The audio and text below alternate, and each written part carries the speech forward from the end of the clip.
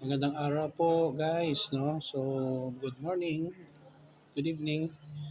So, sa video natin ngayon, pag-usapan po natin, Senator Bato may warrant of arrest na daw according sa kanya sa ICC or International Criminal Court.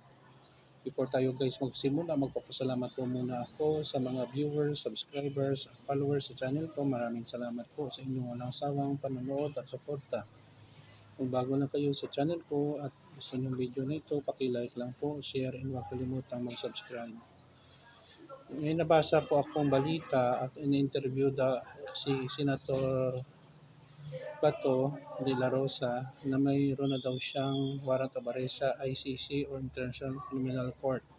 Any moment from now ay pwede siyang arestuhin ayon sa kanya. Handa naman daw siya harapin ang kanyang mga kaso sa ICC. So, antabayan natin kung hindi talaga sa magtatago at harapin niya. Pero ano din ito malaking dagok din sa kanya kasi magtatakbo siya bilang senador this midterm election. So, wait lang natin guys sa susunod na mga kabanata kung dumating talaga ang warrant of arrest from ICC kay Senator Bato de la Rosa.